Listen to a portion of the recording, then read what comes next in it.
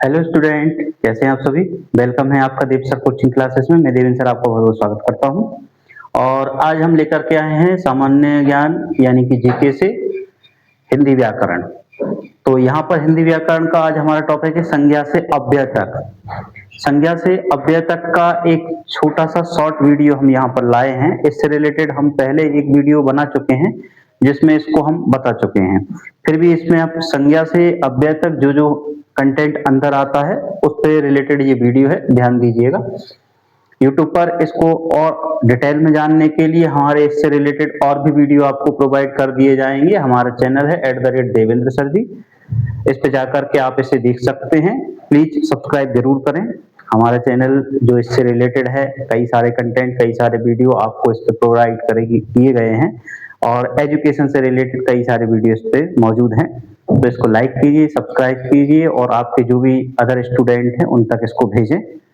एक normal GK competition video है ये, सो आपके लिए हेल्पफुल रहेगा। आइए अपन वीडियो चालू करते हैं। क्लास में आज हिंदी व्याकरण में संज्ञा से अव्यय तक।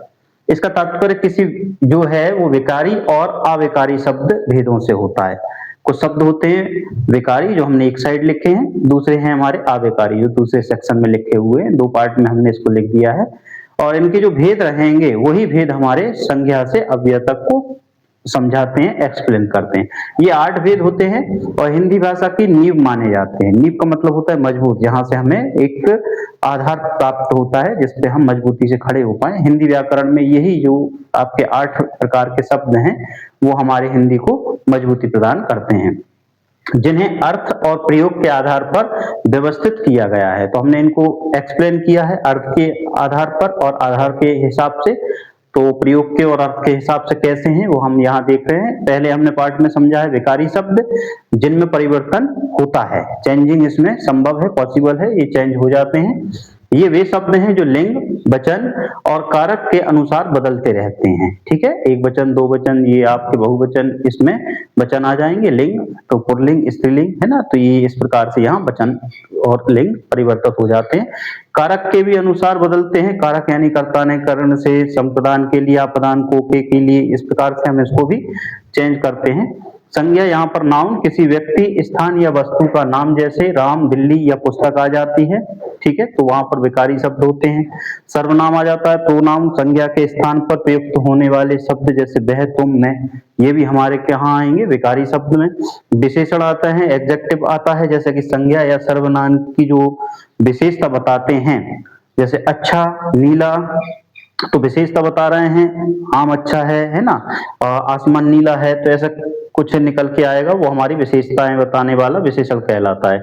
क्रिया जिसको हम वर्ब कहते हैं, कार्य करने या होने का बोध कराने वाले शब्द हमारे, जैसे कि पढ़ना, खाना, ये सभी हमारी क्रियाएं होती हैं और ये सब विकारी शब्द में आते हैं। ठीक है, पहला सेक्शन पार्ट हमने पूरा किया है विकारी शब्द, जो कि हमारे संज्ञा से अव्यय तक के पार्ट में आता है। सेकंड है हमारा अविकारी शब्द। अविकारी शब्द जिसको अव्यय से नाम से भी हमने जाना है और जिनमें कोई बदलाव नहीं होता। ध्यान दीजिएगा, इसमें चेंजिंग, हमारे विकारी शब्द जो हैं उनमें चेंजिंग होता है, परिवर्तन होता है, जबकि अविकारी शब्द में चेंजिंग या परिवर्तन नहीं होता। ये वे शब्द हैं जो किसी भी स्थिति में नहीं बदलते, यानी फिक्स रहते हैं, इनमें चेंजिंग पॉसिबल नहीं है, नहीं बदलाव होता इसमें। क्रिया विशेषण जैसे एडवर्ब आता है, यहाँ पर क्रिया की विशेषता बताने वाले शब्द जैसे धीरे धीरे, यहाँ, तो इनमें चेंजिंग नहीं हुआ। ये पहला हमने टॉपिक, पहला पॉइंट पढ़ा है अविकारी शब्द से रिलेटेड। सेकंड है संबंध बोधक प्रीपोजिशंस, जिसको हम कहते हैं संज्ञा या सर्वनाम का अन्य शब्दों से संबंध बताने वाले शब्द, जैसे के ऊपर, के बिना, है ना, तो उसके बिना, उसके ऊपर, तो इस प्रकार से ये शब्द जो संबंध बोधक से रिलेटेड है। थर्ड है समुच्चय बोधक, कंजक्शन, शब्दों या वाक्यों को जोड़ने वाले शब्द, जिनको हम जोड़ के बीच में लगाते हैं, और, लेकिन, क्योंकि, ये शब्द हमारे जो आते हैं ये समुच्चय बोधक नाम से जाने जाते हैं और ये हमारे अव्ययकारी में आते हैं। फोर्थ आता है और लास्ट है ये विस्मयादि बोधक।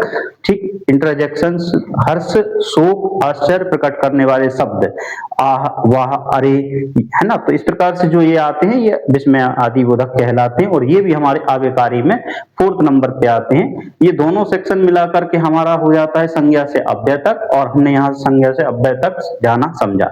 इनको डिटेल में भी हमने आपको समझा दिया और पार्ट वाइज भी हमने समझ लिया।